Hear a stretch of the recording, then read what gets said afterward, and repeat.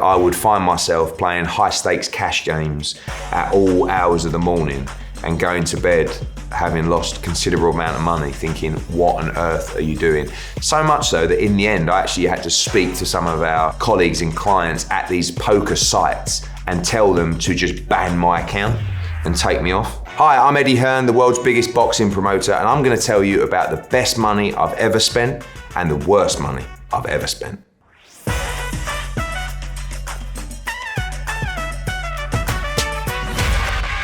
Let's start with my worst money. Probably two financial regrets, actually. Number one was I always fancied myself as a little bit of a stock trader. So anyone that first invests in stocks and shares, see that nice little run, and then you get excited, and then you think you're an expert, and then, the whole lot just came crumbling down. Quite brutal for me, because it was quite a lot of money at the time. The second regret, I produced all the major televised poker events. Everything you would have seen on TV was from myself and Matchroom.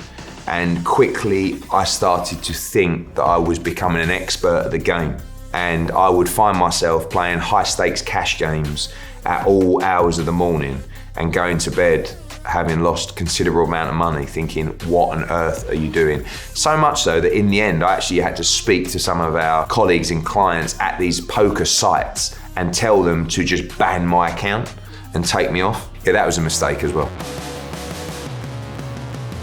I've never been car mad, but I just felt that it was like a natural progression to try and buy nice cars or cool cars. When Anthony Joshua beat Vladimir Klitschko, I told myself that I was gonna buy myself a Rolls Royce Wraith, black, got a silver bonnet, black inside, beautiful. And then went on a little bit of a run from there, got a little bit carried away. I'm 6'5", and I just had to learn quite quickly that I'm just not built for cool cars. So a boxing promoter basically just talks. He spins narratives, he tells you stories, he makes fights in the biggest venues in the world, putting individuals against each other in a 20 by 20 foot ring, prize fighting for your entertainment. I heard about KSI against Logan Paul 1 because they asked me to get involved with it initially. And I just started laughing. I was like, who on earth is gonna be interested in that? Who is gonna go? It's a disaster, no way. They announced after like 48 hours, the entire Manchester arena, which was 20,000, was sold out. I learned, massively, I learned from KSI and Logan Paul about how to interact with their fan base. I mean, these guys have built incredible platforms. And then I did the rematch. It was a wild experience. We did it at the Staples Center. We sold out at Staples Center. We did millions of buys around the world on pay-per-view. I was sitting next to Justin Bieber, Rick Ross, everyone. I mean, it was just wild. One thing that I did in boxing about being, a name myself and a spokesman for the sport. So you're not always solely relying on talent to interact with the fan base.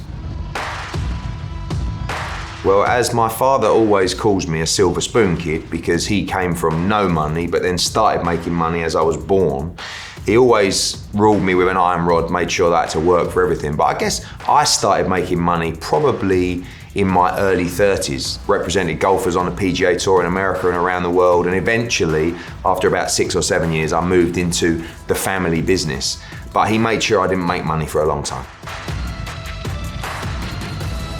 One of my biggest regrets was probably not investing more in property when I started to make money.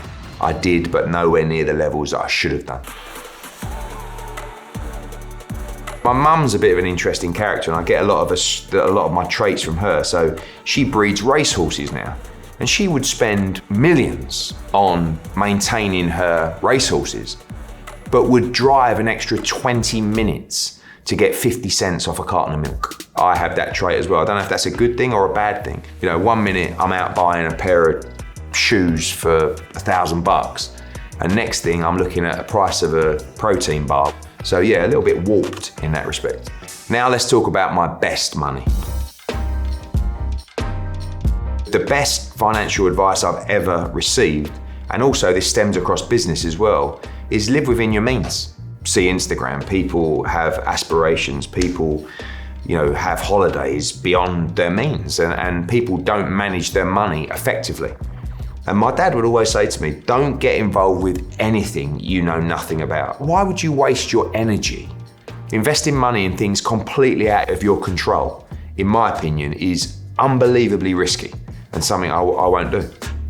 My best financial investment, a little bit cheesy. I mean, it's the old adage, isn't it? The best investment you can make is in yourself. I've been on a bit of a fitness journey these last 18 months, and it's definitely spending money to make me work harder, to give me more longevity, to give me more energy.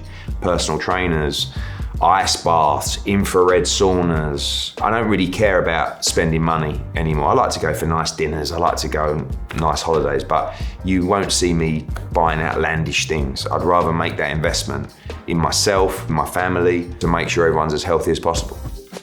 My favorite thing to spend money on is definitely clothes.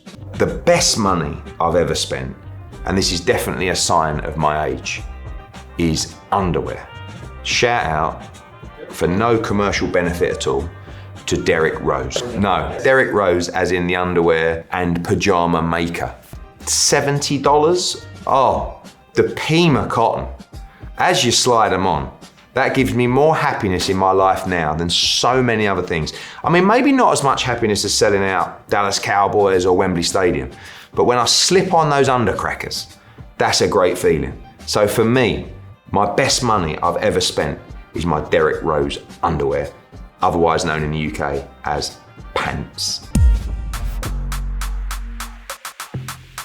I think life is about long-term planning, but again, it still comes down to health. People save money and live, boring lifestyles or lifestyles that's built around work and don't get the opportunity to spend their money. And that's going to be a life of regret once you get there. So I think it's all about understanding what's important to you and making sure you have a solid foundation. And once you exit work life, you can actually live the kind of life that you'd love to.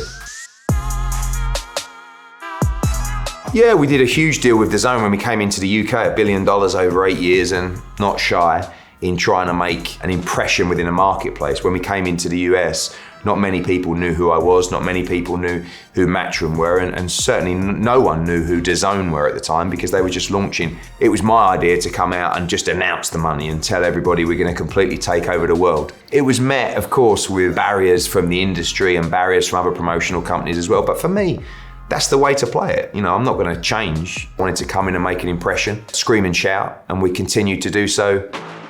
My money mantra is definitely make sure you get value. So it doesn't matter if it's $10 or $10 million. It has to be the right price.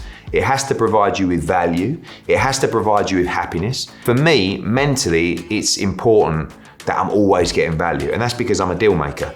I don't like anybody to take liberties with me on the price of anything. And I'll walk away from a product like I'll walk away from a deal if the value is not correct. Well, thanks for watching, and now you know all my secrets to financial wellness. I hope you can find yours too.